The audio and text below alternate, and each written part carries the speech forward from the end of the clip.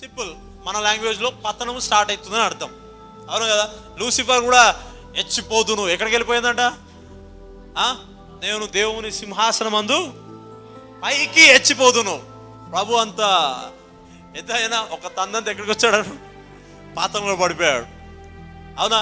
So మనము ఈ devil ఏం చేస్తుందంటే కొంచెముగా నీకు కలిగిన వాటిపైన చూపించి నీలో స్టార్ట్ చేస్తుంది. అందుకనే ఏది వచ్చినా ఏవి పోయినా దేవునికి స్తోత్రం. గట్టి చెప్పలే ఎవరు ఇంకా ఏడ బ్రదర్ ఇంకే వచ్చేటివి ఉన్నా మీరు అప్పుడే అంటారా? అది నాకు సంబంధం లేదు. ఏది వచ్చినా పోయినా గ్లోరీ టు గాడ్. హల్లెలూయా. నా స్తుతి, నా మహిమ, నా ఘనత నా ప్రభుకే చెల్లాలా. ప్రభు ఒక్కడే హెచ్చించువాడు, తగ్గించిన ఇచ్చిన ఆయన ఇష్టం. అది నా మహిమ ఘనత మొత్తం ఆయనకే పోవాలా. అలాంటి లైఫ్ని మనం మెయింటైన్ చేయాలా. So don't pride your self.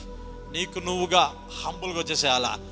నీ జాబ్ లెస్ అవుతుంది, నీ సాలరీ ఇంక్రీజ్ అవుతుంది, నీ ఫ్యామిలీ ఫ్రూట్ఫుల్గా ఉంటుంది. ఇతరుల ఏడల, విశ్వాసుల ఏడల, బాహ్యంగా బయట మార్కెట్లో కూడా ప్రభు నేను కనపరిచే స్థితిలో పెడతాడు. ట్రూ ఇది. హల్లెలూయా. కింద కారు ఉంది, కీస్ పక్క పడేసి నడుచుకుంటూ వెళ్ళొచ్చు. ఒకప్పుడు విషయాలు తెలియదా? ఒకప్పుడు మన చెత్తకి కొట్టి కొట్టి పెట్రోల్ అయిపోతే దొబ్బుకోను తెలుసా? తెలియదా? బండిలో పెట్రోల్ అయిపోతాం దొబ్బకపోలేదా? నడుచుకుంటూ పోతే ఎందుకు ఫీల్ అవ్వాలి? పక్క పడేసి నడుచుకుంటూ పోవాలి. సో ఫ్రీ ఫ్రీ అయిపోవాలా. ఏదో అది నిన్ను రూల్ చేయొద్దు, నువ్వు దాన్ని రూల్ చేయాలా. అది నిన్ను రూల్ చేయొద్దు, నువ్వు దాన్ని రూల్ చేయాలి, అంతే. ఓకే, నాకు అలాంటి అనుభవాలు ఎన్నో ఉన్నాయి. దేవునికి స్తోత్రం. చేతకి అడ్డుకొట్టి ఇటుకొట్టి అది దానికి ఉన్న అలవాటు ఏంటిదంటే పోయేటప్పుడు మంచిగా పోతుంది, వచ్చినప్పుడే అయిపోతుంది. అది ఏమన్నమాట అది పోయేటప్పుడే. మనం ఎంతమంది పోయేది? 5 మెంబర్స్. 2001 మోడల్ అది. 2001 మోడల్. 5 మెంబర్స్ ఎవరి చేతిలో బైబుల్ పట్టుకొని పోయేది.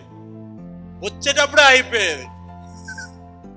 అదేమో ఇట్లుండేది. దేవునికి స్తోత్రం. అదే ఇక ఎప్పుడు నైట్ 12 o'clockకి ఒకరు దొబ్బేది, ఒకరు పట్టుకునేది. అయిపోయిందా? వచ్చిందా? వచ్చిందా? వచ్చిందా? Praise the Lord. Hallelujah. We know that. నాకు ఆ లైఫ్ తెలుసు, ఆ లైఫ్ తెలుసు. Praise the Lord. హల్లెలూయా. మనం పోతున్నాడంటే బండి సౌండ్ మొత్తం వచ్చేది.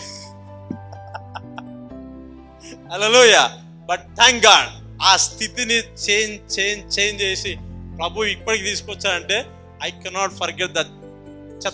చెత్తక్ ఆ లైఫ్ని మర్చిపోను నేను. హల్లెలూయా. సో స్టిల్ ఒకవేళ ఇప్పుడు చెత్తకి ఇచ్చినా I'm ready.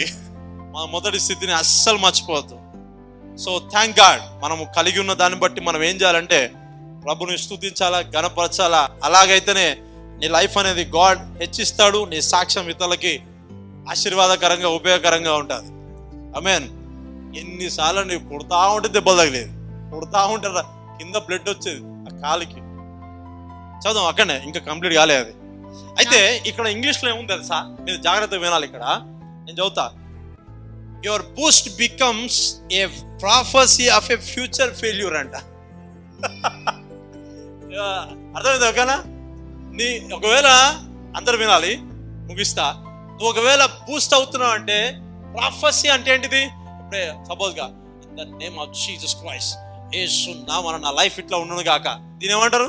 Future prophecy, self prophecy. లేకపోతే ప్రవచనం అంటే సెల్ఫ్ మేబీ కన్ఫెషన్ గా, ఒప్పుదల కావచ్చు. ఒప్పుదల, యేసు నామమున నాకు ఇట్లా ఉండాలి, లైఫ్ అలా ఉండాలా, కారు ఉండాలా, బంగ్లా ఉండాలి అంటావు కదా. సో నువ్వు ఫ్యూచర్ని ఆలోచిస్తున్నావు. అయితే ఈ బూస్ట్, నీకు నువ్వుగా గర్వం బూస్ట్ ఏంటిదంట? ప్రాఫెసీ ఫర్ ద ఫ్యూచర్ అంట. ఏంటిది అది? నీకు జరిగిపోవడం, బలహీనపడడం. అంటే నువ్వు అలా ఫీల్ అవుతున్నప్పుడల్లా ఏం చెప్తున్నావు? నువ్వు ఫ్యూచర్కి ఏం చెప్తున్నావు? ప్రవచనం చెప్తున్నావు. ప్రవచనం అంటే అర్థమైంది ఓకేనా? దేవుడు ఒకసారి ఒక మాట చెప్పిన అనుకోండి, ఏమవుతుంది? అది 2025లో నువ్వు ఇలా ఉండబోతున్నావు అనేది ప్రవచనం అనుకో. ఫ్యూచర్ ప్రాఫెసీ అది. ఏమవుతుంది? అది ఫుల్ఫిల్ అవుతుంది.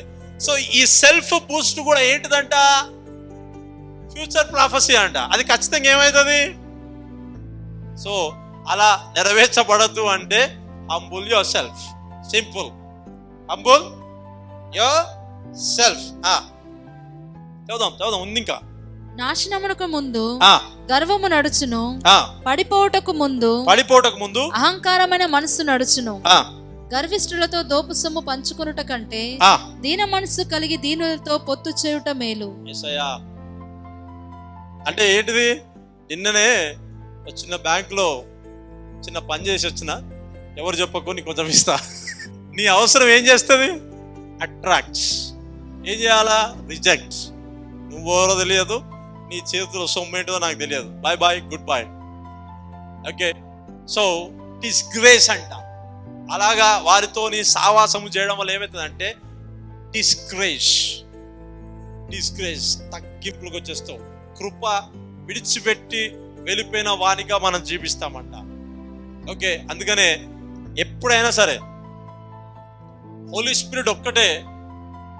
కొన్ని మిషన్స్ ఉన్నాయి, స్కాన్ చేయాలంటారు కదా డాక్టర్, లోపట్లో బేబీ అటు తిరుగుతుందా, ఎటు తిరుగుతుందా, ఎగురుతుందా, దిగురుతుందా, స్కానింగ్ మిషన్ చెప్తాయి. కానీ హార్ట్స్ చెప్పండి, హృదయం అనండి, ఆ ఖచ్చితంగా ఆ హృదయాన్ని పరిశీలించేది కరెక్ట్గా స్కానింగ్ చేసేది వర్డ్ ఆఫ్ గాడ్.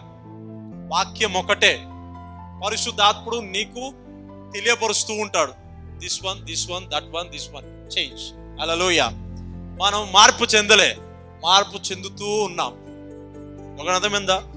మిమ్మల్ని ఎంకరేజ్ చేస్తున్నా, బ్రదర్ ఇప్పుడైనా చేంజ్. ఇంకా మనం మార్చబడాలి. చెప్పండి, ఇంకా మనం మార్చబడాలా? ఎక్కడ కలిగి ఉన్నాము మార్పు? ఎక్కడ కలిగి ఉన్నాం? నీతి ఎక్కడ కలిగి ఉన్నాము? ఆత్మను కలిగి ఉన్నాం. మనం ఇన్ ద స్పిరిట్, ఆత్మలో కలిగి ఉన్నాం.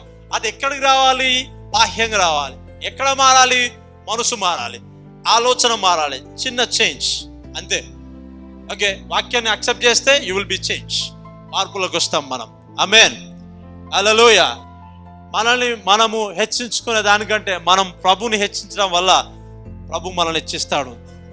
ఆమేన్. So humble yourself and pray. Okay, వాక్యము ప్రార్థనతోని స్నేహం చేసే వాళ్ళు ఖచ్చితంగా ప్రభు వాక్యానికి వాళ్ళు లోబడతారు, వాళ్ళు బలం పొందుతారు. ఆమేన్. సో నేను అనుకుంటున్నా ఈ చర్చ్లో ఉన్న ప్రతి ఒక్కరూ ఆ రకమైన హంబుల్నెస్ కలిగి ఉండాలని నేను ఆశిస్తూ ఉన్నాను. అవును, నీ తల్లిని నువ్వు సన్మానించాలా, తండ్రిని సన్మానించాలా, నీకు పెద్దవారిని కూడా, ఇంకా నీకు చిన్నవారిని కూడా ఏం చేయాలా? ఆ హృదయం కలిగి ఉండకుండా, ఓకే, సమానంగా హంబుల్. ఓకే, సో గాడ్ మనకి ఏదైతే ఇచ్చాడో దాన్ని నెరవేర్చడం వల్ల ఏమవుతుందంటే మనం హెచ్చించబడతాం. So humble yourself. దేవుడు తన మాటలు మన వెనుకల్లో దీవించును గాక. Don't forget this. God bless you. Amen.